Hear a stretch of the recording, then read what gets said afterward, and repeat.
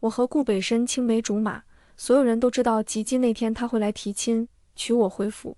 可吉吉那日，当我和表妹的马车同时翻进河里时，他却毫不犹豫地将衣袍披在了表妹身上，留下了狼狈的我。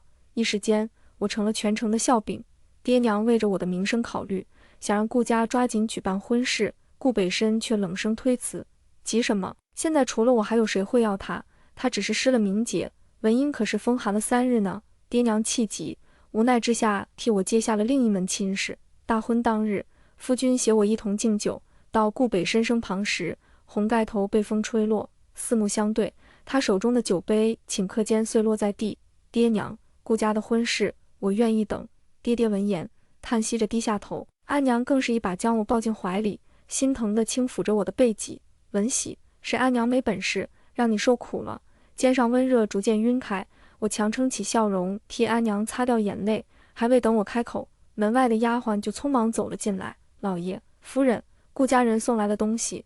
丫鬟将东西放在桌上，便低下了头。安娘疑惑地打开包裹，在看见粉色的衣袍后，几乎站不稳。爹爹气红了脸，怒喝着要去找顾家算账。我扶着安娘，努力忽视桌上的粉嫁衣，看向丫鬟，她可说了什么？说要小姐等大婚那天自己穿上嫁衣，从侧门进府。丫鬟跪倒在地，被吓到不敢抬头。他顾家真是欺人太甚！来人，将东西给我扔出去！我顾魏镇的女儿才不是非他不可。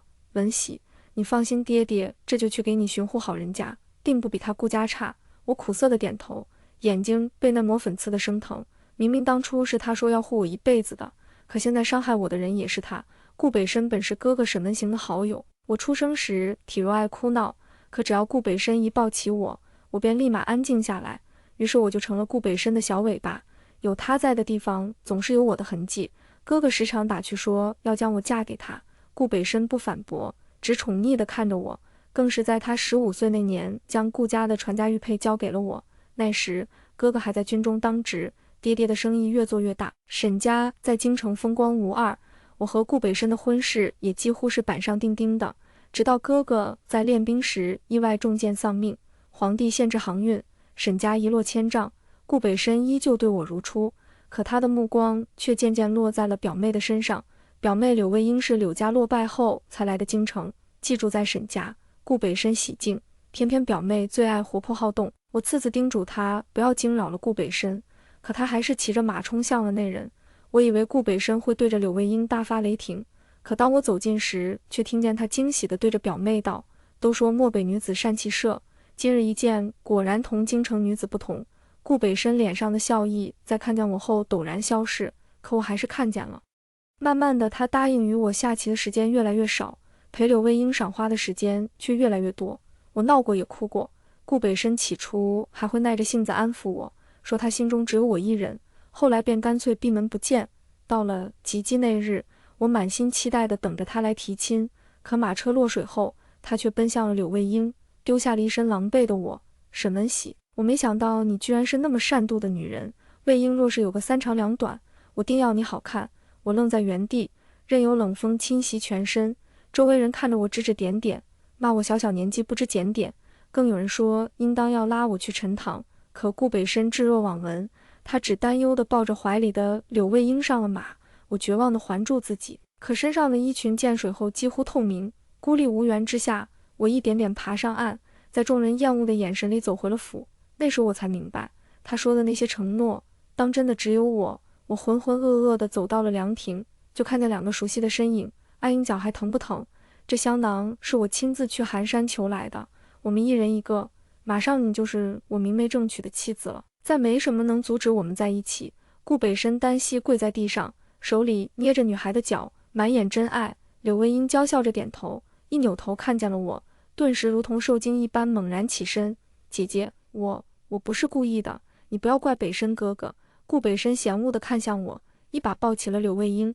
他又有什么资格让你道歉？现在你才是我的正妻，再没任何人能欺侮你。柳卫英趴在顾北申的背上，得意的笑容扬起，似乎在嘲笑我此刻的落魄。2人的身影越来越远，我腰间的香囊陡然断裂在地，佩珠洒了一地。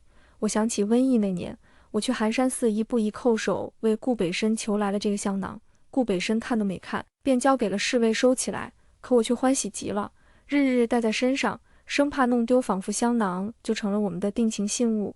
后来我再没见过那香囊，有次问起他也敷衍道：“大男人带着个香囊算什么？”如今看来，哪里是不喜欢，分明是不想和我一起带罢了。我忍住心中酸涩，将香囊埋进了桃树下。既然他选择了别人，那我又何必执着与他？我擦尽眼泪，转身回了房，想要打开门，却被顾北申身边的侍卫拦住。沈小姐，我们奉命搜查，还请见谅。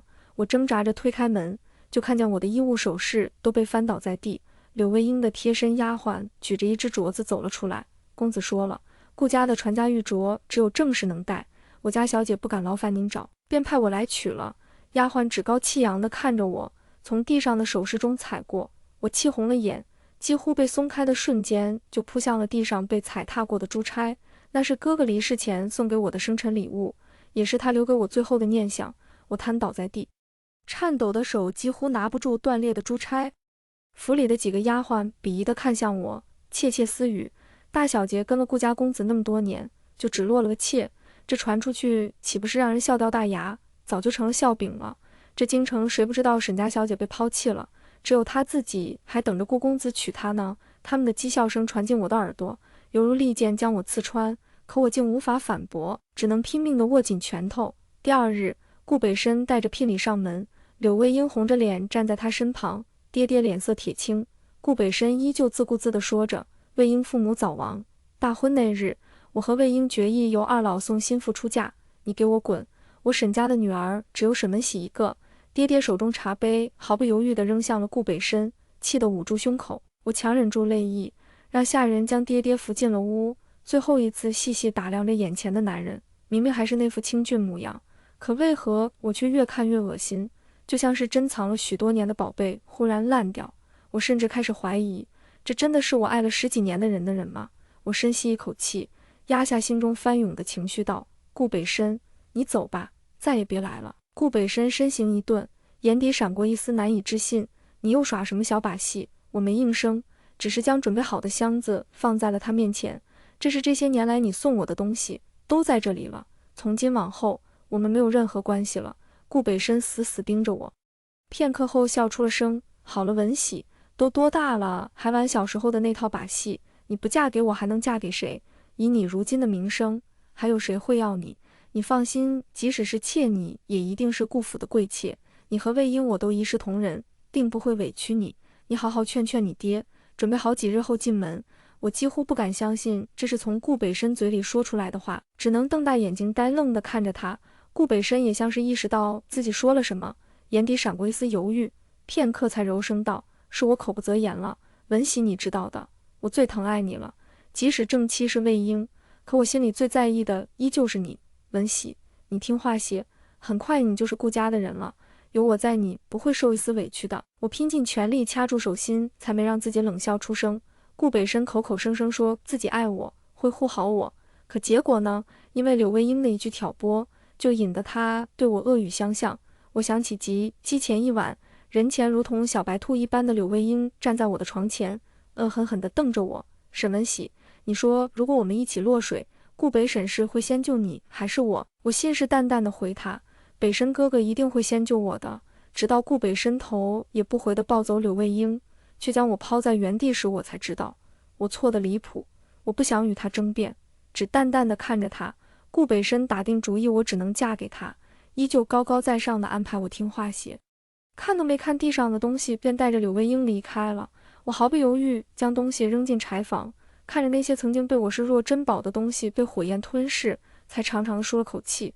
不一会，安娘唤我过去，看着桌子上还未展开的画像，我毫不犹豫地点头。安娘，就他吧。安娘愣了半晌，才哽咽着点头。我取来了当初哥哥为我和顾北申写的婚书，走去了后山。哥哥，你猜错了，我没有嫁给顾北申。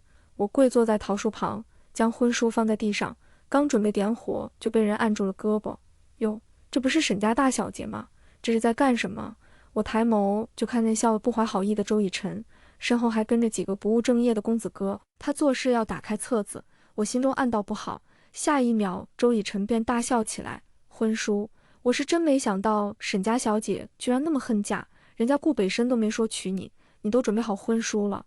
不过这京城人谁不知道，顾家根本看不上你，只想让你当妾，你还眼巴巴地贴上去，真是不知廉耻。众人闻言，顿时笑作一团。我挣扎着想要抢下来，都被他躲了过去。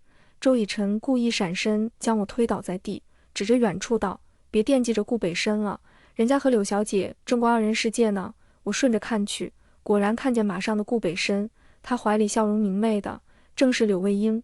顾北申说他不喜欢骑射，不喜欢喧闹，他说他的妻子一定要贤良淑德，不张扬。我便拿顾家妻的规矩要求自己，甚至放弃了一直喜欢的骑马，为着他学起了下棋。可看着眼前的一切，我才终于明白，他真的爱一个人时，那些规矩就统统没有了。眼睛渐渐发酸，我垂下头，周身泛起一股寒意。周以晨眼神落在我露出的手臂上，逐渐放肆起来。沈小姐这身段，顾公子不要，我这儿倒是还缺个通房，与其去顾家做妾，不如从了我，跟我共享人间极乐。听着他轻浮的笑，我悄悄握紧了手里的发钗，等着他靠近时冲出去。可我刚闭上眼，就被一道宽大的身影挡在了面前。谁给你胆子，敢动我的人？熟悉的声音令我身形一顿，抬眸看去，来人果然是顾北申。顾北申眉心紧拧，周身气压低沉，逼得方才还在讥笑的几人连连后退。沈文喜是我的人，从前是现在也是，谁想要动他，也要先看看我。若是再有下次，别怪我不给你周家留情面。顾北申话音刚落，几人便被小厮扶着四散而逃。文喜，你没事吧？顾北申看着我微红的手背，眼底闪过一丝心疼。我艰难地站起身，下意识地躲开了他伸过来的手。顾北申愣了愣，垂下了眼睫，周身的气势都降下去了几分。周围一片寂静。顾北申捡起地上的册子，细细地翻阅着，我看不清他的表情，可他温柔的动作竟一时让我恍惚，仿佛我们都未曾变过。他还是那个爱我护我的北申哥哥。可下一秒，顾北申抬起眼，欢喜地看着我：“这东西你竟还留着？我正愁着没人为我和魏婴写婚书呢。文行写得甚好，配得上我与魏婴的感情。文喜，你也用不到这东西了，不如就给我吧。”我平静地看着他，奇怪的是，我的内心竟然没有丝毫难过，只是在他翻动婚书时感到没由来的厌恶。顾北申却以为我是在伤心，他浅笑着抬起手，想要像以前一样揉我的发顶，却被我后退着躲了过去。他黑眸沉沉，连续的避让已经让他没了耐心。我拿走了他手中的婚书，与他对上视线。这婚书是哥哥写给我的，让刘表妹用别人的东西，岂不是委屈了他？我顿了顿，捏紧了手里的婚书，况且我快要成婚了，也需要婚书。顾北申以为我是说我与他的婚书，原本阴沉的脸立即晴朗。也好，是我考虑不周了，你脚伤了，我送你回去吧。顾北申做事要将我抱起来，可还未走近小厮，便急忙跑来，喊道：“公子，你快看看柳小姐的马儿许是受惊了，竟停不下来了。”顾北申瞬间慌了神，撇下我大步向柳卫英那处跑去。我看着他的背影，轻声呢喃：“顾北申，我要嫁的早就不是你了。”我回府后养了3天的脚伤，阿娘将匆忙赶制的喜袍摆在我的床头，又不放心地将头饰理了一遍。我一夜未眠，天一亮就被丫鬟们伺候着梳洗。我未曾看过那人的画像，从一开始我就打定主意，只要能让爹娘安心，嫁给谁我都坦然接受。可造化弄人，我误打误撞选中的竟然是顾北申的表叔。我被搀扶着上了轿子，厚重的红盖头阻隔了我的视线，只能听见一道冷冽的声线，慢些，没有任何温度的声音，却有魔力般的让我稳下了心神。我任由他牵着我拜堂敬茶，最后在喧闹的客席位与他一同敬酒。低头的瞬间，一阵风起，刮落了我的盖头，还没等我惊慌地捡起，就听见了酒杯砸落在地的声音。四周静了下来，我抬眸就对上苍白着脸色的顾北申：“文喜，怎么会是你？”顾北申声音颤抖，满脸的不可置信。我还未来得及说话，就被盖上了盖头。顾北申，别忘了今日是我的大婚，你理应叫他一声婶婶了。男人话落，就强硬地拉着我进了房内，屋门关上，隔绝了外界的声音。顾北申不死心地拍着门，可很快就被侍卫扔了出去。红烛闪动，突然安静下来，我顿时慌了神，不自在地与他拉开距离，可他却直接将我扛起来，放在了床上。从今往后，你就是我周敬晨的妻子。他说着便揭下了盖头，与我四目相对。猛然见光，我微微眯了眯眼才适应，男人的脸逐渐清晰，我呼吸一滞，不由得感叹，过了这么多年，他的脸还是依旧那么美，即使面无表情，也如同妖孽一般勾人心魄。周敬晨这个名字，我儿时便听哥哥提起。他说周敬晨是镇守北漠的孤狼，虽然性子冷淡孤僻，可人却是极为正直的。因着顾北申这层关系，我也曾见过周敬晨几次，不过他应当是不记得的。大婚前，爹爹与我提起这门婚事，据说周敬晨是天命孤星，与他订婚的几个姑娘都没有活到及笄，于是他的婚事才拖到了现在。京城里世家女子虽然爱慕他的不少，却都不敢与他定亲，于是这时就被我赶上了。阿娘起初极力反对，说无论如何也不该拿女儿的性命去赌，可京中的流言愈演愈烈，就连说书的都将我编成笑话讲。爹爹再也坐不住，又求朋友去找合适的人选。看着爹娘忽然间多起来的白发，我强忍住眼中的泪水，点头道：就他吧，算命的都说我命好，或许没事呢。文喜，如若有了变故，一定要告诉爹爹，爹爹就是拼着这条老命也把你带回来。我再也忍不住，哭着扑进了爹娘的怀里。时至今日，我谁都怪不了，只能怪我自己识人不清，一心想着嫁给顾北申，最后才落了这么个下场，还害得爹娘一把年纪不得安稳。思及此，我的眼眶又红了几分，泪珠串串滴落。周敬晨身形一僵，手忙脚乱地替我擦眼泪，可是刚刚摔疼了，抱歉。我在军营待久了，手下没什么分寸，我呜咽着说不出话，憋着气把眼泪鼻涕全蹭在了他袖子上。周敬晨也不恼，任由我发泄，直到我累了才小心翼翼地替我拆了发饰。我感受着他轻柔的动作，慢慢睡了过去。第二天，我迷迷糊糊醒来，看着腰侧男人的大手，猛了片刻才猛然坐起身。可还没等我下床就被捞了回去，起那么早干什么？爹娘也还没醒呢。我看着窗外大亮的天色有些疑惑，可身体的疲惫还是让我又睡了过去。在醒来时，周敬晨正拿着湿热的毛巾替我擦脸，我顿时有些不好意思。从昨天起我就做了许多不合规矩的事，本想着今天一定不会了，可依旧被顾敬晨抢先了。我脸颊浮起一抹红晕，周敬晨丝毫没觉着他伺候心腹梳洗有什么不妥，直到给公婆敬完茶，我才终于明白，周敬晨大约是向他的父母文喜给这是周家的一些商铺，你拿去就当是打发时间了。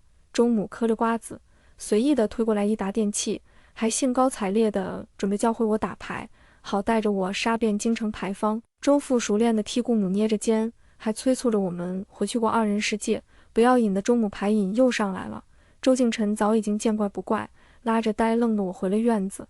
慢慢的相处下来，我也逐渐适应了顾家，甚至有些喜欢被踩坏的那只簪子，被周敬晨不知道用什么办法竟然修得完好如初。我细细拷问下，周敬晨才说，那只簪子本来就是哥哥和他一起做的，他这些年一直与世家里先天不足的小姐订婚，就是为了亲眼看着我成婚。起初我是为了完成文行的遗愿，后来我也不知道是为着什么，总是想多看你几眼，见你难过，我也开心不起来。我低下头，掩饰去眼底的湿热，只觉得心像这被修复好的簪子一样，逐渐完好。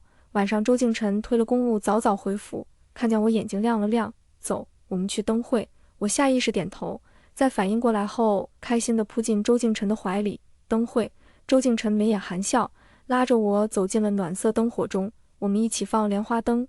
周敬晨一笔一画地写下我的名字，许我永远平安喜乐。灯火下他俊秀异常，紧闭着双眼，虔诚地为我祈愿。我眼眶热了热，主动握紧了他的手。周敬晨笑容放大，回过头却在一瞬间冷下了脸，用力地握紧了我的手。我疑惑地回头，就看见一身狼狈的顾北申。文喜，你终于愿意见我了。我心下一惊，有些害怕周敬晨多想，可他面无表情，我实在看不出他有没有生气，只能冷声对着顾北申道，我与顾公子还没熟悉到如此地步吧？顾北申不可置信地看着我，不熟悉？我们从小一起长大，谁能比我更熟悉你？我厌烦地皱紧了眉头，想要拉着周敬晨离开，顾北申却先一步抓住了我的胳膊。文，还未等顾北申开口，他便以一种狼狈的姿势被踹倒在地。周敬晨面色愈发阴沉，腕间银刀闪烁。顾北申，我说过，你应当唤他一声婶婶了。顾北申丝毫没有退缩，反而冷笑起来。你不会真的以为文喜喜欢你吧？他不过是为了气我罢了。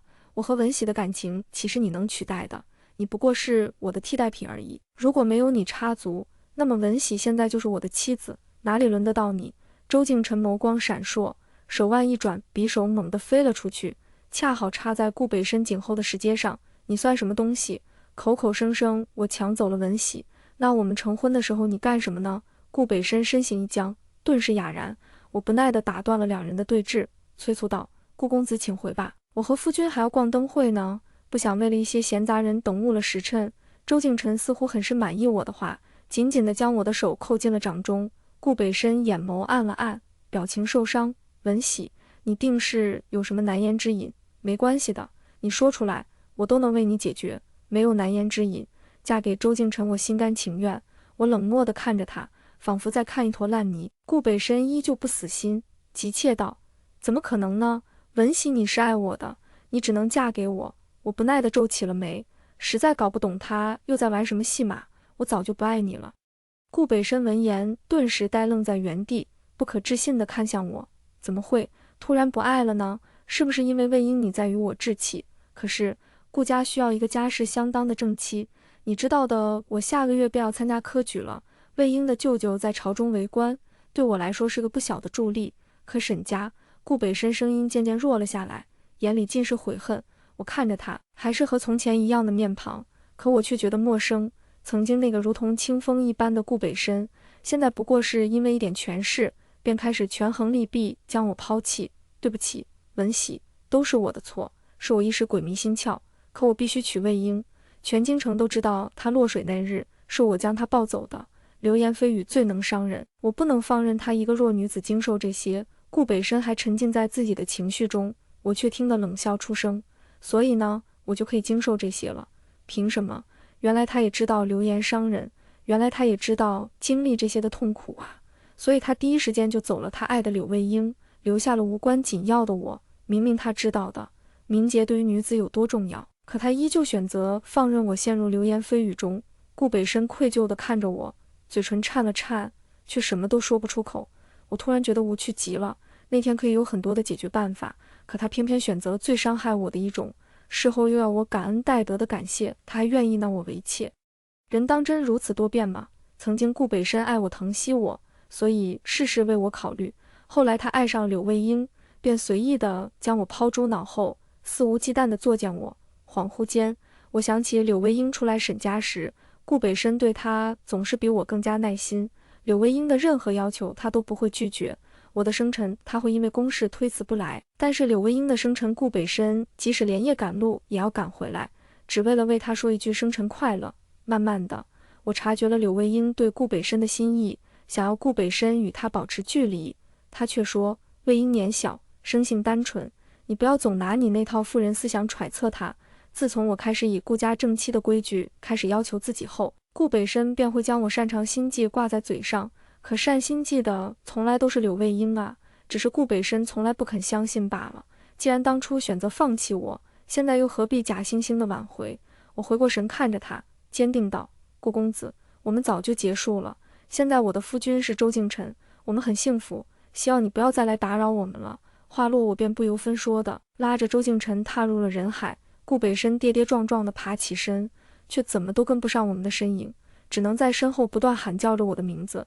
那天后我很长时间没见过顾北申，我以为他终于死心，可晚上就听见几个小厮聚在一起闲谈道：这顾家可是真的要完了，科举舞弊割谁都是掉脑袋的大罪啊！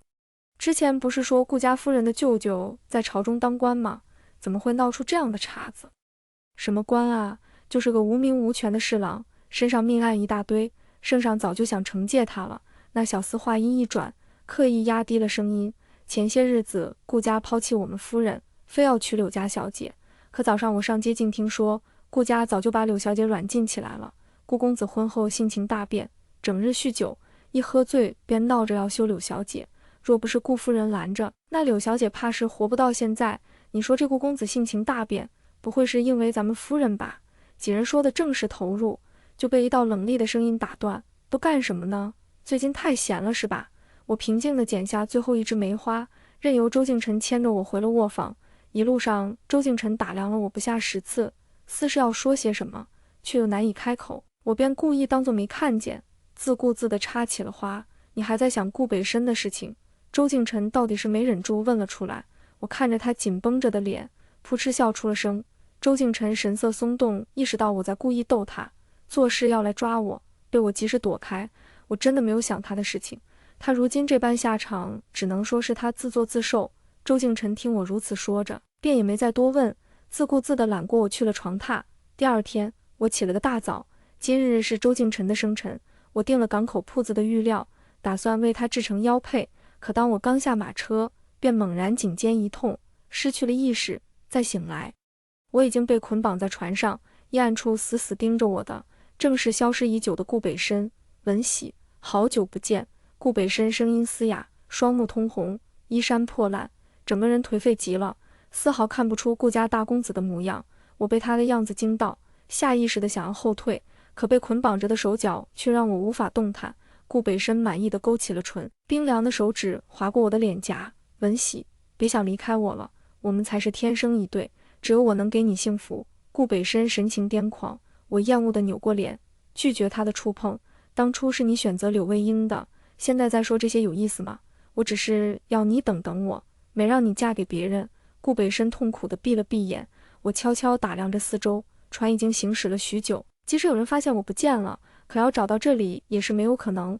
无奈我只能先稳住顾北申，再想办法逃脱。可还未等我开口，顾北申便从帘外拉出了被捆了双手的柳卫英。顾北申脚下力气毫无保留，柳卫英重重地趴跪在我面前：“沈表姐，求求你放过我吧，我真的错了。”柳卫英哭喊着求饶，狼狈的模样险些让我认不出她。我厌烦地抽回了被触碰的脚，有些想不明白柳卫英又要搞什么把戏。明明她已经成功地嫁给了顾北申，现在反倒要求我放过她。柳小姐的事与我何干？我们可不熟。柳卫英闻言却急切地说着。顾北申根本没有把我当成正妻，我嫁进顾家后，婆婆百般刁难，就连丫鬟婆子都能骑在我头上作威作福。可顾北申整日蹲守在周府，还要休了我，我眉心微皱，不可思议地看了看一旁的顾北申。如果连对柳卫英的痴情都是装出来的，那顾北申身上还有什么是真的？那晚顾北申字字句句都在为柳卫英思量，现如今竟然要休了他。正在我出神之际，顾北申阴冷的声音缓缓响起：“文喜，如果不是他，现在我们应当很幸福，杀了他，我们一起浪迹天涯好不好？”我的心猛然沉了沉，不敢相信这居然是顾北申说出来的话。顾北申掏出怀里的匕首就要塞我手里，我连连避退。就在背脊抵上木板时，船身突然开始剧烈地晃动起来。我抬头就看见周敬晨熟悉的面庞。顾北申，你是真的活够了，感动我的人。周敬晨长剑几乎抵上了顾北申的脖颈，却因为我的缘故不敢上前。就算文喜不属于我了，你也不配得到。顾北申冷笑着将我抱向了船尾。周敬晨怕他伤害我，只能警惕地站在边缘等候机会。放开我，顾北申，别让我恨你！我拼命地挣扎着。顾北申闻言微微一愣，还是执拗地拉起了我的手。文喜，时间过得真快，好像不久前你还是个没多高的小丫头，整日跟在我的身后叫我北申哥哥，怎么一转眼我们就闹得如此地步？手背猛然一凉，我转头就看见顾北申不知何时泪流满面。这些天我想了很多，始终想不明白，我怎么能对我捧在手心里的小姑娘做那些事情？我怎么能那般对你？